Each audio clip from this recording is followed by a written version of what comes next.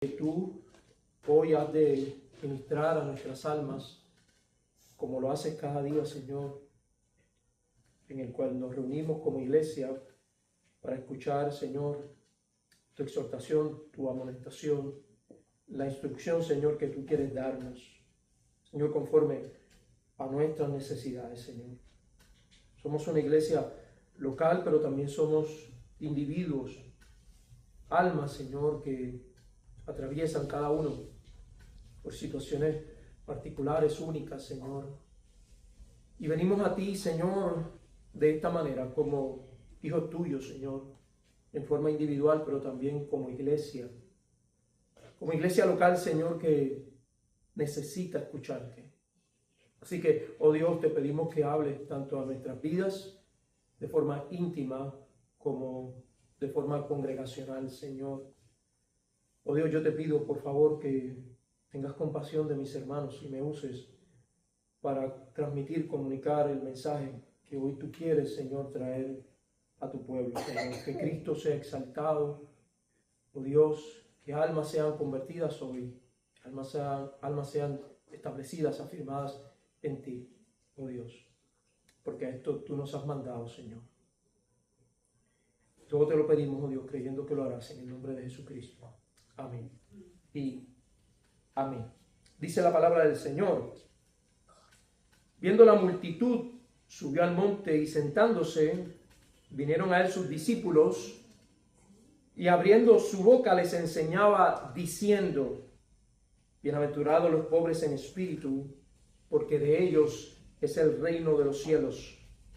Bienaventurados los que lloran, porque ellos recibirán consolación.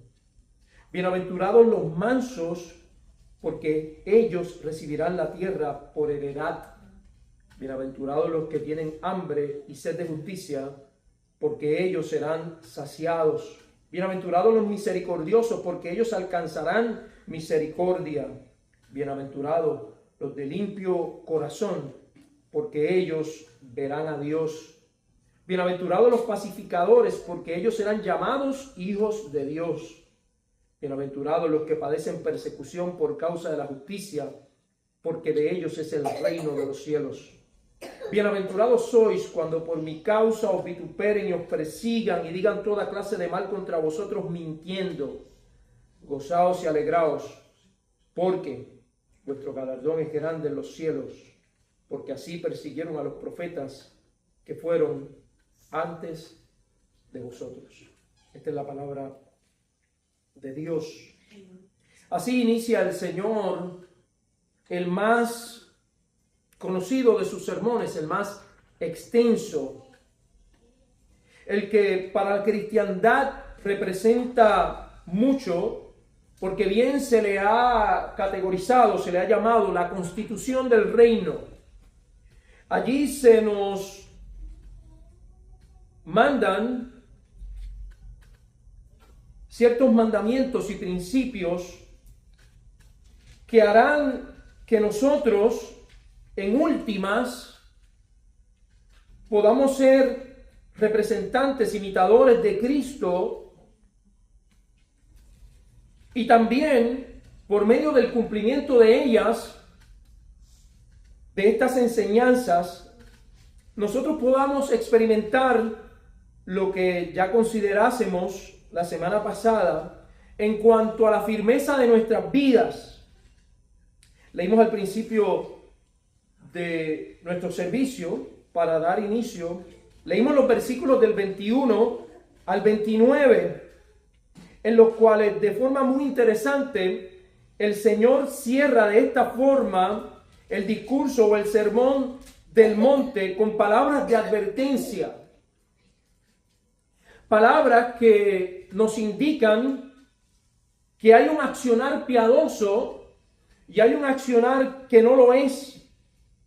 Hay un accionar impío que no es visto por Dios con agrado, puesto que el corazón no está puesto en el agrado de Dios, en la exaltación de su nombre, sino del ego de la persona misma. Y eso lo vemos en el versículo 21 al versículo 23.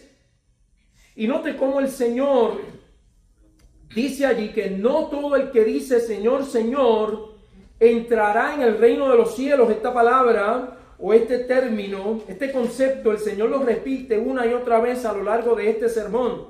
Es el del reino de los cielos. Dice que solamente entrarán en el versículo 21, entrarán aquellos que hacen la voluntad de mi Padre que está en los cielos. Así que la evidencia inequívoca de aquellos que pertenecen a Dios y van camino al cielo son aquellos que hacen la voluntad de Dios.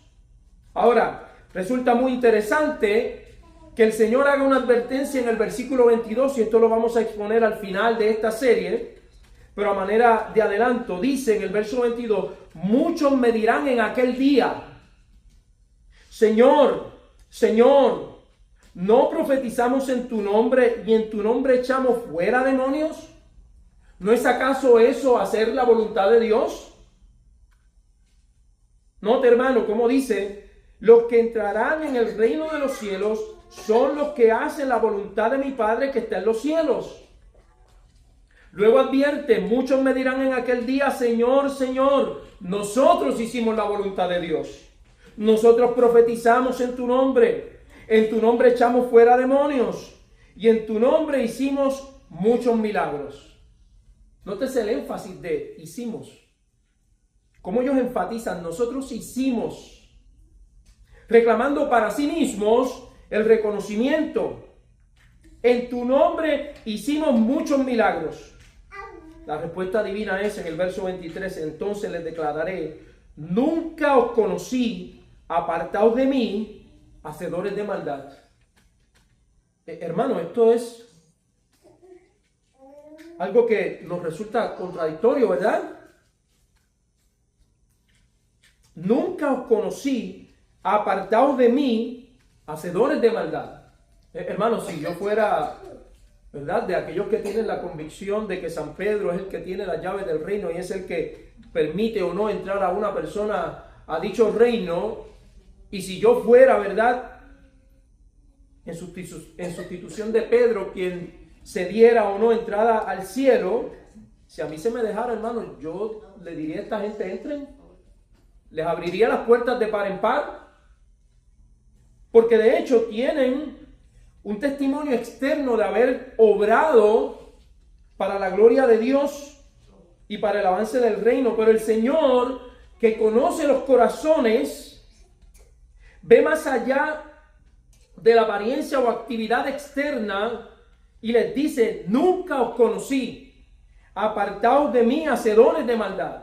La lectura de nuestra confesión, ¿verdad?, advertimos acerca de este tema de las buenas obras. E hicimos distinción entre las obras que son hechas en Dios y las que no lo son. Las obras que realizan los impíos, incluso dentro del ámbito o del mundo de la cristiandad. Nunca os conocí, apartaos de mí, hacedores de maldad. Luego, y sin desconectar este pensamiento del verso 24, dice, cualquiera pues que me oye estas palabras y las hace. Es necesario oír para hacer bien. Es necesario oír bien para hacer bien. Y esto, hermano, es para hablar acerca del contexto en el cual el Señor inicia el sermón. Reconocemos, sabemos que los líderes religiosos de la época de Jesús habían enseñado y se habían convencido en cuanto a la justificación de que ellos podían ganarse el favor de Dios, que ellos podían alcanzar un estado de justicia que les hiciera merecedores de recibir el reino de Dios. Y es esto lo que el Señor quiere combatir. La audiencia que Él tiene delante de sí es una audiencia mixta. Posiblemente allí habían personas que vivían bajo esta cosmovisión, bajo este entendimiento de que ellos podían, por medio de la obediencia a la ley de Dios, en el aspecto moral, en el aspecto civil, en el aspecto ceremonial, ellos podían satisfacer la demanda de Dios. Y Él quiere clarificar la doctrina de la justificación solo por la fe, puesto que el hombre no puede cumplir la ley plenamente. Y habían otros que habían sido cautivados por la palabra del Señor y le seguían, porque cierra este capítulo diciendo que la gente se admiraba en el verso 28. Cuando terminó Jesús estas palabras, la gente se admiraba de su doctrina. ¿Por qué? Porque les enseñaba como quien tiene autoridad y no como los escribas. El Señor Jesucristo comunicaba, expresaba, transmitía la autoridad de Dios. Esa autoridad que las almas que Él ha determinado salvar pueden identificar, pueden discernir. Esa es la palabra de Dios predicada con autoridad. La autoridad de Dios, el Espíritu, la que convence al pecador de que no es un hombre el que está hablando, sino Dios. Eso es nuestro contexto, obviamente. Porque en este contexto quien está hablando es el Verbo encarnado, es la segunda persona de la Trinidad. Así que podemos decir que no ha habido ni habrá nunca ningún predicador que predique con la autoridad que el Señor predicó en sus días. Y que solamente por la gracia del Señor y por el poder del Espíritu Santo que opera en nosotros podemos ser útiles para este fin de predicar a los cautivos la libertad de sus almas. Por eso en el versículo número 24 dice: cualquiera pues que me oye estas palabras y las hace, le compararé a un hombre prudente que edificó su casa sobre la roca. Descendió lluvia, vinieron ríos y soplaron vientos y golpearon contra aquella casa y no cayó porque estaba fundada sobre la roca. Note, hermanos, descendió lluvia y vinieron ríos y soplaron vientos y golpearon contra aquella casa y no cayó. ¿Por qué? Porque estaba fundada sobre la roca. Pero nótese que primero el Señor condiciona la victoria y la permanencia en medio de la dificultad, no solamente al oír, sino al hacer. Y no solamente al oír bien, sino al hacer bien. Al obrar en conformidad con el propósito de Dios. Hermano, mire, muchas veces nosotros podemos caer en el error de pensar que nuestras buenas obras siempre tienen que ser recompensadas por Dios, porque pensamos que Dios adquiere una deuda con nosotros. Pensamos que Dios está obligado a responder a nuestras buenas obras, concediéndonos lo que nosotros queremos. Y aunque bien es cierto que el Señor se deleita en bendecirnos y estimularnos y recompensar nuestras obras, Él no lo ha de hacer si nuestras obras no están dirigidas a la exaltación de su nombre, no tienen como fin la glorificación de Dios. Por eso advierto, hermanos, repito, que es necesario oír bien, pero también actuar bien. Que la causa, el motivo, la razón, la finalidad de nuestras obras sean Dios. Quienes así lo hacen, reciben esta promesa de permanecer firmes. Hermanos, ¿cuántas veces nosotros no hemos iniciado algún proyecto y hemos visto que ese proyecto no prospera? Y cuando lo analizamos, cuando nos escudriñamos, descubrimos que dicho proyecto no tenía la búsqueda en el mismo. No se pensaba en la exaltación de Dios como la meta final, sino en el satisfacer nuestros caprichos y nuestros deseos. El Señor nos hace una advertencia con relación a ello. Dice en el verso 26, pero cualquiera que me oye estas palabras y no las hace, le compararé a un hombre insensato que edificó su casa sobre la arena. Es una comparación. Son gente que hacen, que escuchan, pero no hacen. Entonces vemos una audiencia mixta. La primera, la del 21 hasta el 23, allí se nos dice que ellos posiblemente escucharon, pero no hicieron en conformidad con el espíritu de lo que escucharon. Eran gente que podemos llamar gente muy activa, muy enérgica, personas que dentro del ámbito visible, externo, religioso, participaban en la evangelización, en la búsqueda del bienestar de aquellos que estaban oprimidos y que necesitaban escuchar la palabra de Dios. Hermanos, es muy sabido en nuestro contexto que personas que por un tiempo han servido al Señor y de hecho han guiado a otros a Cristo, hoy día no están sirviéndole al Señor. Están viviendo en impiedad. ¿Y qué podemos decir a ellos? ¿Qué respuesta damos a esta ironía?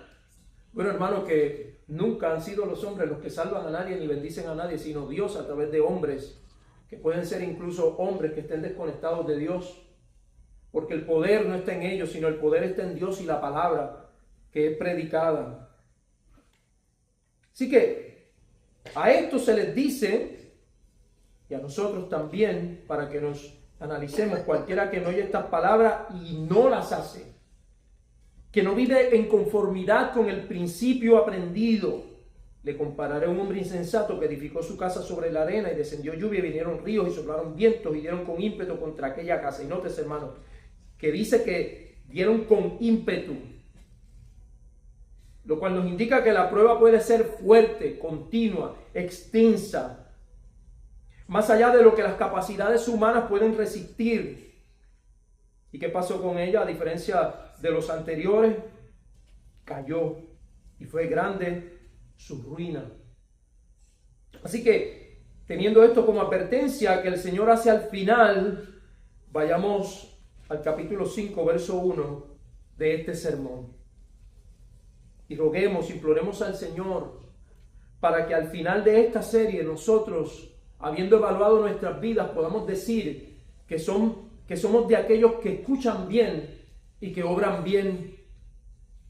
A quienes se da la promesa de que sin importar cuán duras puedan ser las luchas, las pruebas, los ataques, por cuanto somos no solamente oidores olvidadizos de la palabra, sino hacedores de la misma, el Señor nos promete que estará con nosotros, que atravesaremos toda crisis que se presente. Dice en el verso 1 del capítulo 5, viendo la multitud, esto es el Señor, subió al monte y sentándose vinieron a él sus discípulos y abriendo su boca les enseñaba diciendo: bienaventurados los pobres en espíritu, porque de ellos es el reino de los cielos. Y en ello, hermano, debemos reconocer que hay mucha similitud entre lo que aconteciera en el monte Sinaí, en el monte de la ley, con este relato. Ambos se dan en un monte. En aquel Dios habló o hablaba con el mediador, el cual era Moisés. Aquí Dios habla a través del mediador encarnado. Así que Dios está hablando directamente con el hombre en la segunda persona de la Trinidad. Aquel mediador era imperfecto. Aquel mediador debía someterse a los mandamientos dados. Aquel mediador, Moisés, necesitaba del rescate de Dios, de la gracia de Dios, para poder comunicar y dirigir aquel pueblo que el Señor le había dado, para que lo sacara de Egipto y lo llevara a la tierra prometida. Y es notable, hermano, es necesario reconocer que de hecho el mismo Moisés no pudo entrar a la tierra prometida, no a la tierra física, no a la Sión terrenal. Allí, hermano, en el monte Sinaí, en el monte de la ley, se grabó en tablas de piedra la ley moral, mientras que aquí, en este relato que tenemos delante de nosotros, el Señor está escribiendo la ley en los corazones conforme a la profecía de Ezequiel y de Jeremías, en corazones de carne que el Señor, conforme a la doctrina del nuevo nacimiento, se nos da cuando el Espíritu Santo nos da una nueva naturaleza. Allí en el monte Sinaí descendió la gloria de Dios en una nube. Aquí se manifiesta en forma humana. Allí y aquí se declaran las bendiciones por la obediencia, pero también las maldiciones por la desobediencia. En uno y otro monte, amado hermano, se les pide a los hombres no solamente el oír, sino el hacer. Y esto, hermano, es muy importante reconocerlo, porque en la actualidad existe un movimiento teológico que niega la necesidad de considerar la ley de Dios. Es lo que ha sido categorizado, llamado como antinomianos. Personas que niegan que la ley moral de Dios siga vigente y siga siendo la regla por la cual los cristianos debemos vivir. Ellos afirman que la ley del Nuevo Testamento es el amor, la ley de Cristo es el amor. Pero como veremos, no es eso lo que el Señor dice. El Señor sigue demandando de nosotros que no solamente oír, sino también hacer. Aunque nuestra salvación no se alcanza por la obediencia a las obras o por la práctica, la dedicación a las obras, sí evidencian una fe viva. Sí evidencian que hemos sido justificados. Como dice Santiago, la fe sin obras es muerta. Ahora bien, es necesario para nosotros, hermanos, decir que ni uno ni otro monte condiciona la salvación. Dígase, como dice en el versículo, la herencia o la posesión del reino. No, hermanos. El Señor no está diciendo que para nosotros poder ser salvos y herederos del reino, tenemos que obedecer perfectamente los mandamientos que están contenidos en el Sermón del Monte. Es imposible. Porque nosotros, hermanos, podemos decir que de cierto modo, este sermón, a quien primero va dirigido, y escuche bien, hermano, y no quiero que usted se confunda, a quien primero va dirigido en su esencia es al mediador mismo, a Jesucristo mismo. Porque cuando usted lee todas las demandas que el mismo Señor Jesucristo hace con relación al estilo de vida, al tipo de vida, a la calidad de vida que Él demanda de su pueblo, reconocemos que nosotros no podemos hacerlo, pero al mismo tiempo reconocemos que Él lo hizo. Que Él cumplió con los estándares que Él establece para nosotros. No para que nosotros lo cumplamos perfectamente, pero sí para que nos esforcemos continuamente. Para que sean el modelo, la constitución, la política del reino a la cual nosotros debemos someternos. Amén. Así que, hermanos, hay mandamiento para nosotros. Y hay una gran bienaventuranza para aquellos que aceptan las condiciones del reino, la constitución del reino. Pero en últimas, hermanos, nuestra salvación es debida, ¿sabe a qué? A la perfecta obediencia del Señor, a la santa ley, a su santa ley. Así que, teniendo cuidado de esto, podemos ir al pasaje. Por ejemplo, en Juan capítulo 6, verso 38. ¿Qué es lo que dice el Señor allí en el Evangelio según Juan? Porque he descendido del cielo no para hacer mi voluntad, sino la voluntad del que me envió. Y note, hermano, cómo Él está comunicando la voluntad de Dios para los herederos del reino. Y Él se incluye dentro de este grupo. Hermano, cuán grande es la humillación de Cristo. Quien se somete a la ley que Él le da a los hombres para cumplirla, en lugar de los hombres hacer posible que los hombres sean gratos delante de Dios. ¿No es maravilloso eso, hermano? ¿No es maravilloso ello? Las palabras del Señor. He descendido del cielo no para hacer mi voluntad. ¿Qué muestra ello, hermano? Humildad, sujeción, sino la voluntad del que me envió. Del mismo modo que nosotros debemos anhelar y desear hacer siempre, no nuestra voluntad, sino la voluntad del Padre, la voluntad del Hijo y la voluntad del Espíritu Santo que obra en nosotros y obra subjetivamente en nosotros y nos guía a un correcto entendimiento de la palabra para que podamos obedecer al Señor. Así que también en Mateo nos dice el Señor, en Mateo 12, 49 al 50, dice: y extendiendo su mano hacia sus discípulos, dijo: he aquí mi madre y mis hermanos, porque todo aquel que hace la voluntad de mi Padre que está en los cielos, ese es mi hermano y hermana y madre. O sea, pertenecen a la familia de Dios. ¿Quiénes? Los que hacen la voluntad de Dios.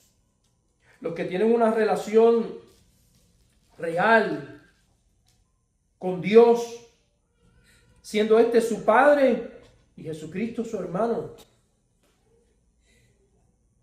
He aquí mi madre y mis hermanos. ¿Qué más nos dice el pasaje?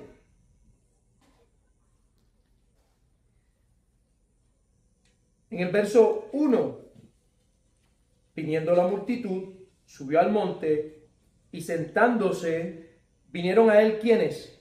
Sus discípulos. Hermano, este accionar de Cristo subiendo al monte y sentándose era característico de aquellos que eran maestros en su tiempo. De allí la palabra cátedra o silla.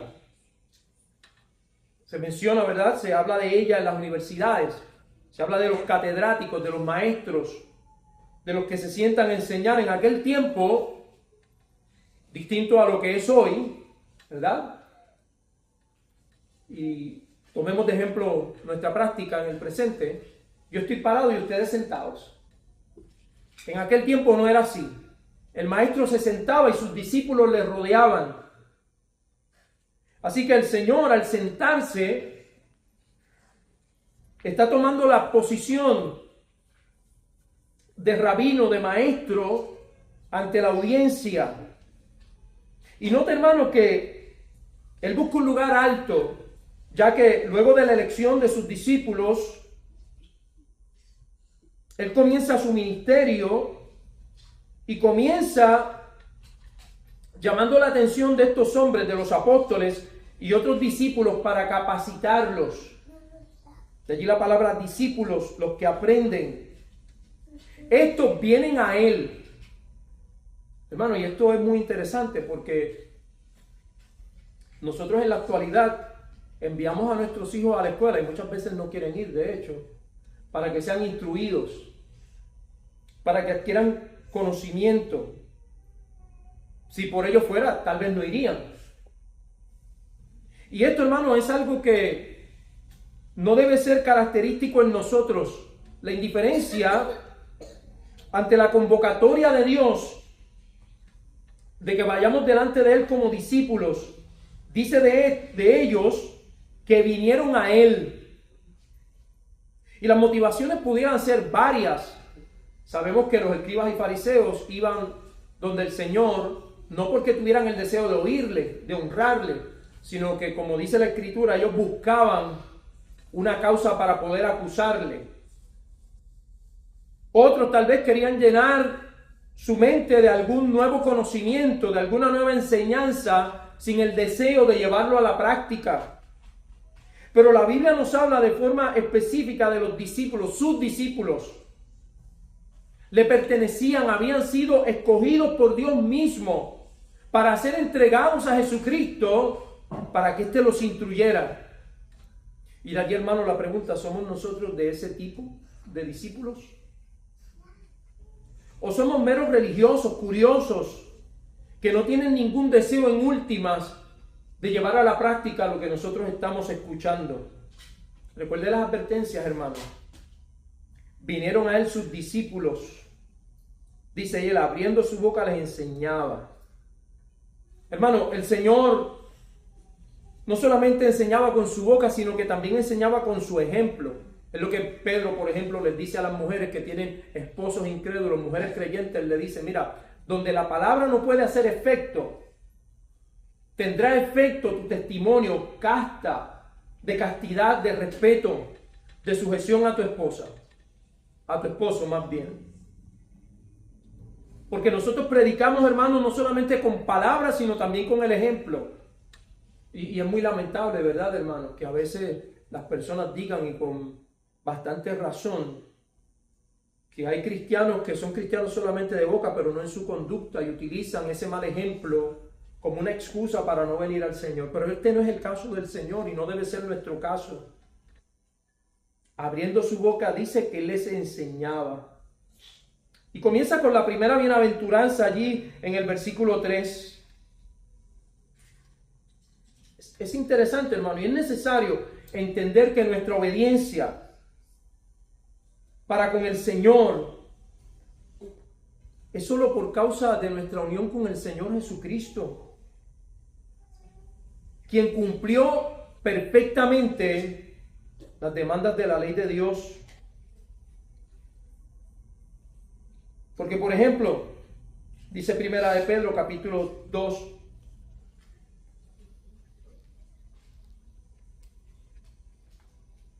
versos del 21 al 25. Pues para esto fuisteis llamados, como discípulos obviamente, porque también Cristo padeció por nosotros, dejándonos ejemplo, ¿para qué? Para que sigáis sus pisadas. Continuamente en la Biblia se nos manda a ser imitadores de Dios. Eso es un cristiano.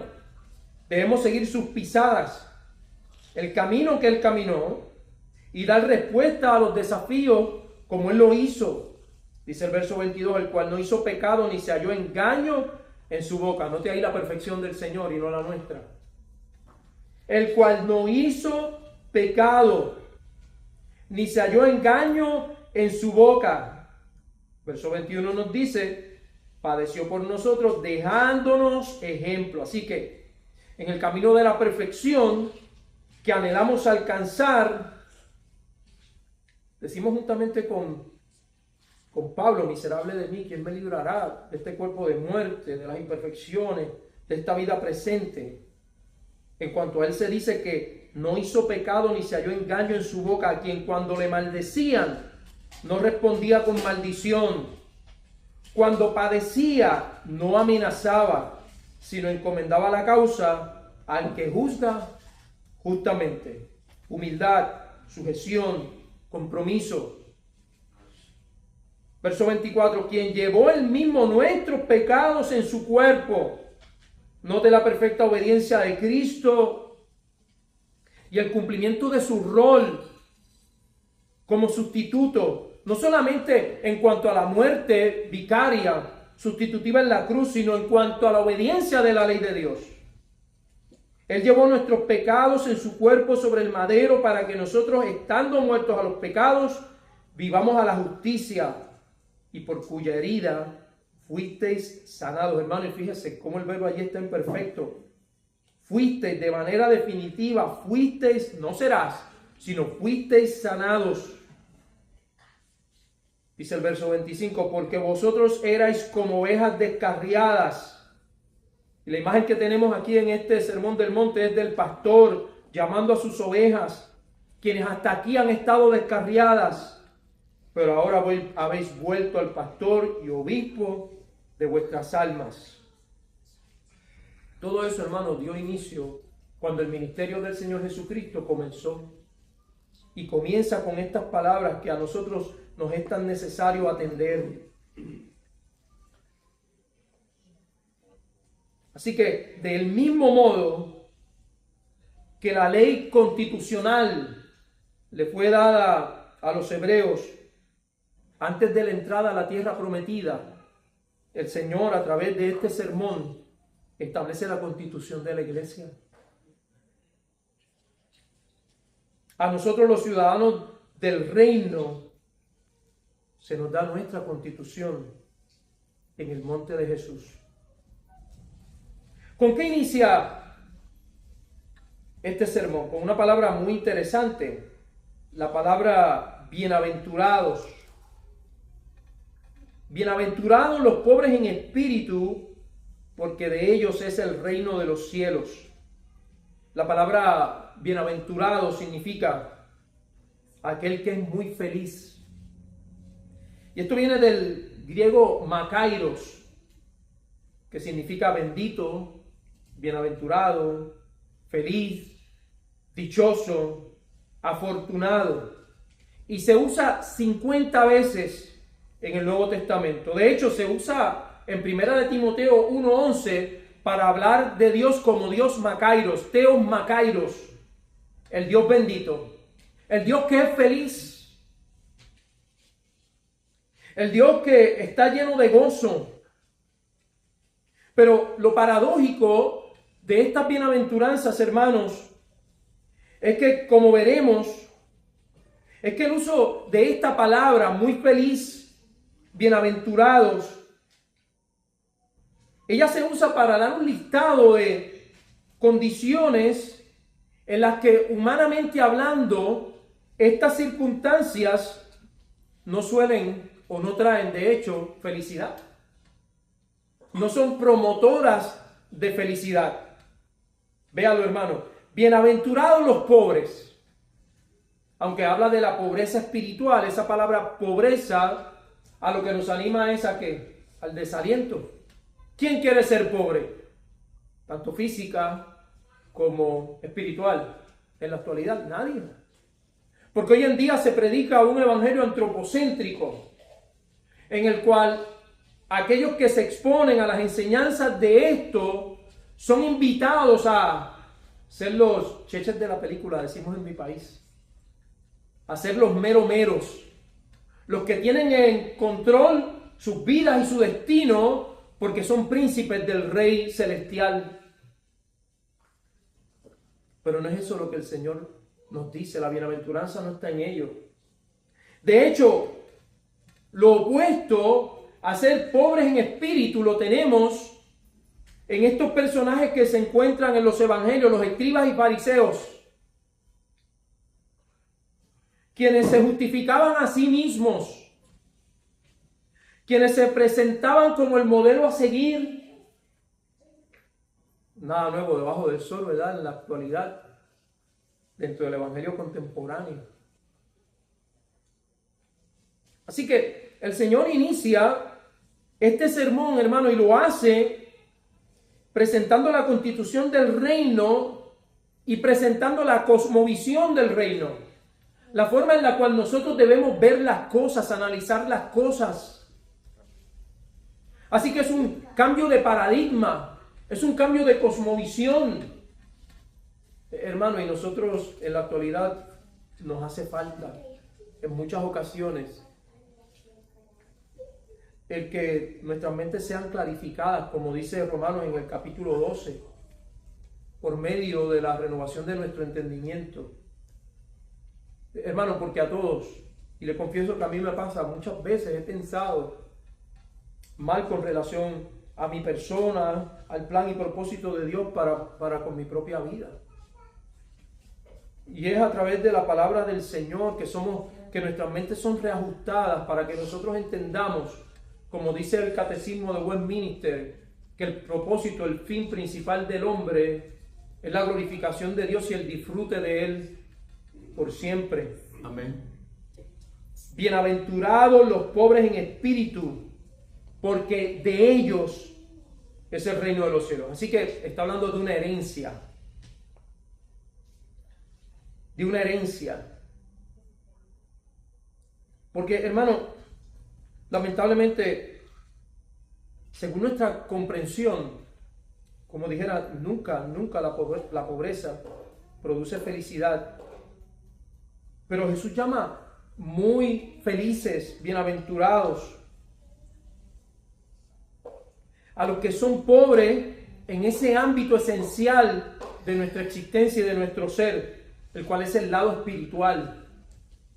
Hermanos, fíjense cómo se da la lucha entre el espíritu y la carne en nosotros. ¿Qué es lo que quiere la carne? Fama, fortuna, reconocimiento, admiración de los hombres, el alcanzar bienes materiales. Mientras que para los redimidos, su mayor anhelo es la santidad, el crecimiento espiritual. Y es una gran lucha, ¿verdad, hermano? La que nosotros tenemos. Es por eso que Pablo dice en su epístola, en su carta a los Gálatas, digo pues, andad en el espíritu y no satisfagáis los deseos de la carne, porque el deseo del espíritu es contra la carne y el de la carne es contra el espíritu, y estos se oponen para que ustedes no hagan lo que quisieran o lo que quieren. Así que nuestro mayor anhelo debe ser adquirir riqueza espiritual. Es por ello que el Señor dice que no debemos hacer tesoros en la tierra, sino en el cielo. ¿De qué tipo son los tesoros que nosotros hacemos en el cielo? Espirituales, obviamente. Son aquellos tesoros, hermanos, que nosotros acumulamos cuando nuestra mirada está puesta en el Señor, cuando nuestro deseo es agradarle a Él por encima de todas las cosas, cuando de hecho estamos dispuestos a sacrificar cosas que son muy importantes para nosotros. Cosas terrenales, cosas por las cuales hemos luchado, hemos soñado y nos hemos esforzado, pero que en un momento podemos descubrir que son un obstáculo en nuestra relación con Dios. Y podemos decir, hermano, que la pobreza espiritual a la cual el Señor hace referencia es aquella que se manifiesta en aquellos que reconocen su bancarrota espiritual y que ante Dios acuden continuamente para que el Señor les dé de las riquezas abundantes que Él está dispuesto a conceder. Por ejemplo, hablemos de sabiduría, como dice Santiago en su epístola: el que esté falto de sabiduría, pídala al Señor, el cual la concederá de forma abundante o sobreabundante. ¿Pedimos esto? ¿O estamos más centrados, más enfocados en la prosperidad terrenal? Yo me temo que sí, hermano. Yo me temo que lamentablemente nosotros muchas veces dedicamos más esfuerzo y atención a la adquisición de este tipo de cosas triviales y pasajeras. Así que reconocernos como pobres espirituales nos llevará a ir a aquel que puede suplir esa pobreza y llenarnos de satisfacción, llenarnos de contentamiento, para que así podamos considerarnos como bienaventurados. Gracias, Señor, porque me han mostrado mi bancarrota espiritual. Me han mostrado que soy tan pequeño, tan dependiente de ti. Me han mostrado, Señor, lo que tú mismo dices, que sin ti yo nada puedo hacer. Que soy como la flor del campo, que en la mañana es y en la tarde ya no es. Esa pobreza espiritual es la pobreza o la actitud de un espíritu humilde que reconoce que no tiene nada, absolutamente nada que ofrecer delante de Dios, sino solo la miseria de este. Porque en última, hermano, todo proviene de Dios. Y me gusta mucho cómo dice el salmista en el Salmo 132. He aquí, como los ojos de los siervos miran a las manos de sus señores, y como los ojos de la sierva a la mano de su señora, así nuestros ojos miran a Jehová, nuestro Dios, hasta que tenga misericordia de nosotros. Amén. El salmista dice esto, hermano. El salmista, bajo la inspiración del Espíritu Santo y teniendo un correcto entendimiento de sí mismo, dice y se considera a sí mismo como un siervo que extiende su mano ante su Señor con la confianza de que ese Señor, en nuestro caso Dios, le habrá de suplir todo lo que Él necesita. Bienaventurados los pobres de espíritu. ¿Por qué? Hermano, y en todas las bienaventuranzas hay un porqué. La bienaventuranza tiene una razón de ser, tiene una finalidad. Los pobres de espíritu, ¿qué pasa con ellos? Ellos recibirán el reino de los cielos. Así que choca la cosmovisión del mundo con la cosmovisión del reino. Choca la cosmovisión de este mundo, la constitución de este mundo, con la constitución del reino. En este mundo, hermano, tú eres el gran Dios y protagonista de tu vida. Eres tú el que debe aspirar a la riqueza en todos los sentidos. Pero en la constitución del reino, el Señor comienza diciendo que debe ser pobre. En contraste con la pobreza espiritual, tenemos que la altivez de espíritu, que Dios detesta, que Dios aborrece. Aquella que expresaban los que pensaban que por sus obras podían ganarse la entrada al cielo. Es lo que les decía al principio, hermano. A veces pensamos que Dios está en deuda con nosotros por nuestra fidelidad, por nuestro activismo religioso. Los escribas y fariseos tenían muy seguro en sus mentes y sus corazones que por su vida externa, piadosa, ellos iban a recibir el reino. Pero de hecho fueron arrojados del reino. Fueron desechados por el Señor Jesucristo. Y un ejemplo de ello lo tenemos en el relato de el fariseo y el publicano. ¿Recuerda usted, verdad? El primero reconoce su miseria, el publicano, y se golpea en el pecho, donde está la fuente de toda la maldad, su corazón, según lo que dice el Señor en su palabra, y dice que salió. ¿Cómo salió él de allí? De esa reunión, justificado. Pero por otro lado, se nos presenta el fariseo, entendiéndose como rico, fuerte, digno delante de Dios por las obras que él realizaba. Y menospreciando al publicano. ¿Por qué? Porque la vida del publicano externamente era una vida de excelencia y de piedad. ¿Nota usted, hermano, cómo la Biblia nos dice una y otra vez que Dios lo que mira es el corazón? Aquellos de Mateo 7:21 hacían muchas cosas, pero el Señor miraba el corazón. Hermano, ¿cómo está nuestro corazón delante de Dios? Somos pobres en espíritu, somos mansos y humildes como el Señor nos invita a imitarle, a aprender de Él.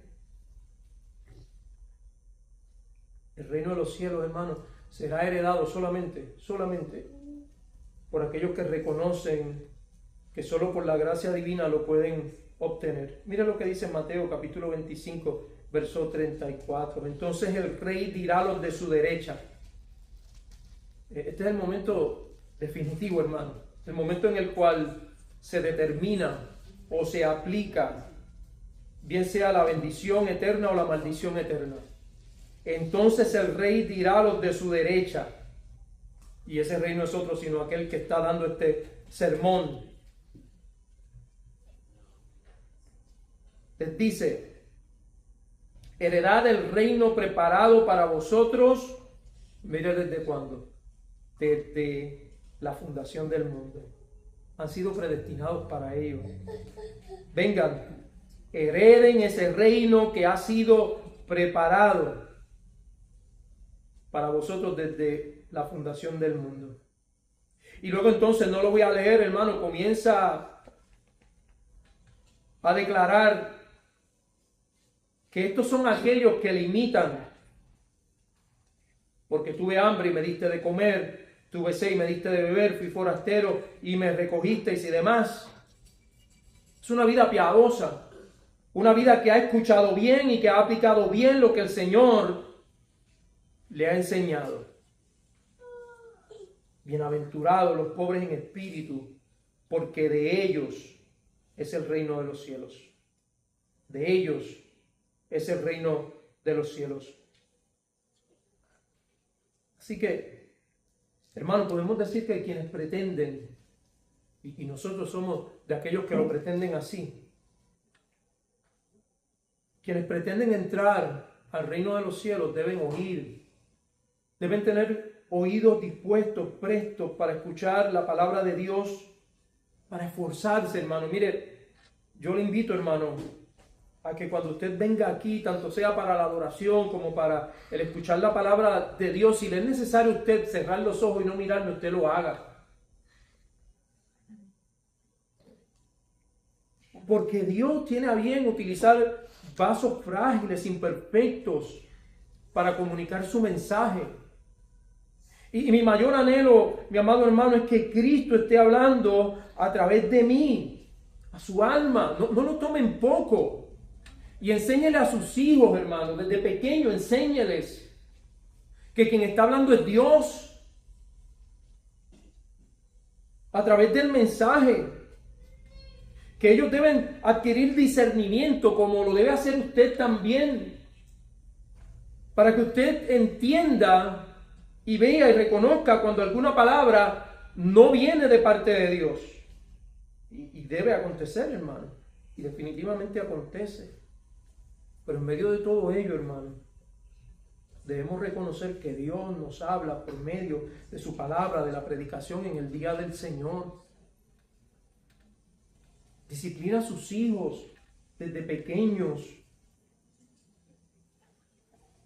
para que ellos se vean a sí mismos de la misma forma, como pobres espirituales, en bancarrota espiritual, que necesitan que el Dios alto y sublime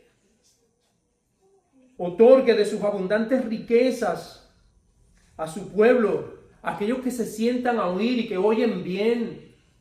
Niños, jóvenes, escuchen la palabra.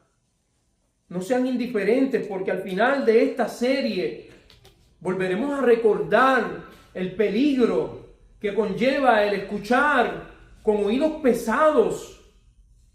Escuchar como un religioso, como escuchaban los religiosos que pensaban que la práctica seca y muerta de obras religiosas les hacía dignos de recibir el reino. No, hermano, sino que escuchemos humildemente, con pobreza de espíritu.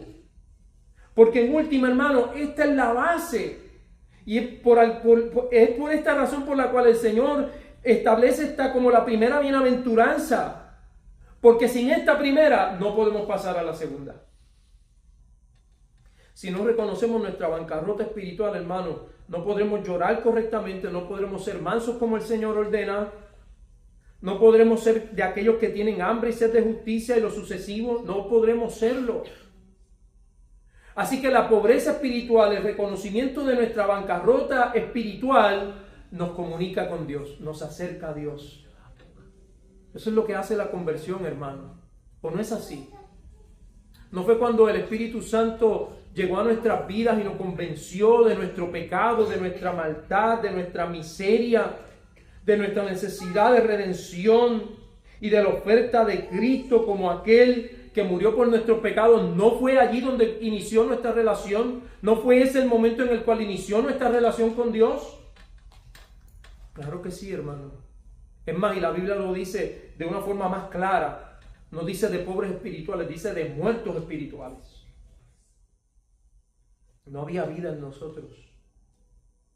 Pero quienes pretenden construir su propio reino sobre la tierra, que se gobiernan a sí mismos, que viven según sus criterios y sus deseos, ellos no aspiran a heredar el reino de Dios, el reino de los cielos. No lo desean porque allí no pueden ser reyes. No lo desean, hermano, porque ya ellos tienen su reino sobre la tierra.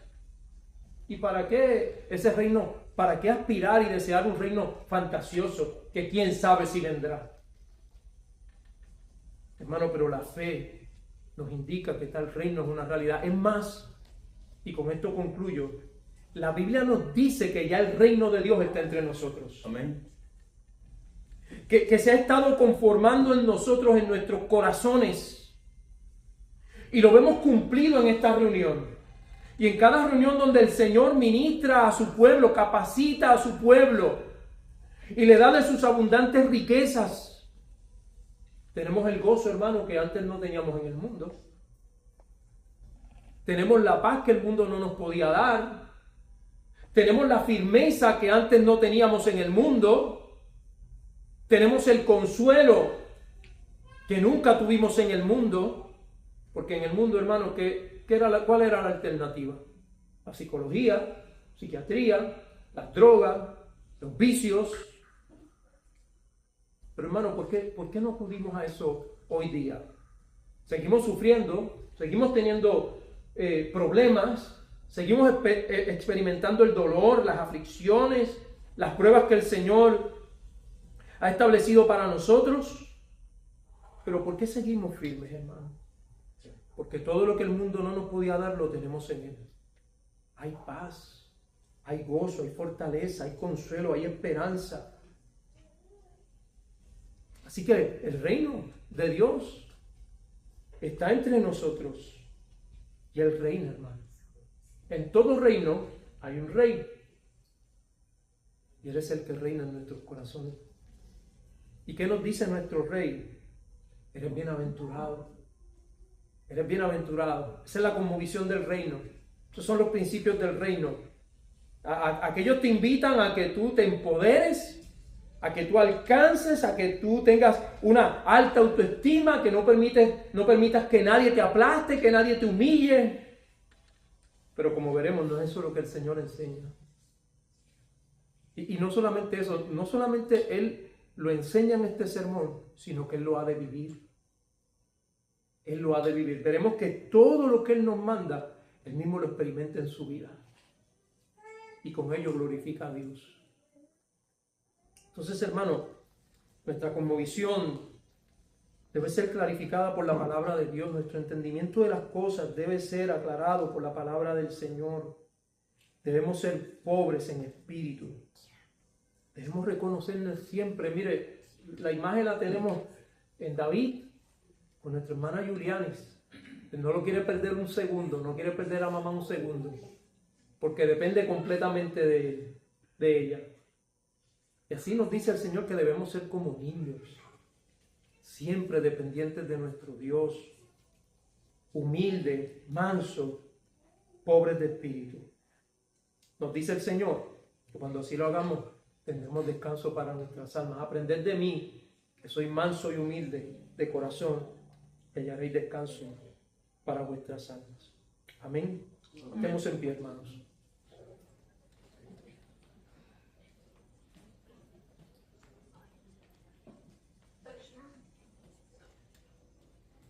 Señor, te damos gracias porque una vez más confrontas nuestra humanidad, confrontas nuestra cosmovisión, nuestro entendimiento acerca de todas las cosas, Señor. Oh, gracias, Señor, porque por medio de esta tu palabra, Señor, nos hace reconocer nuestra pobreza espiritual. Derriba, echa por el suelo, Señor, toda altivez, toda arrogancia y todo orgullo que quiere dominarnos y ser lo que nos caracteriza. La lucha es muy grande, Señor. Es una lucha diaria,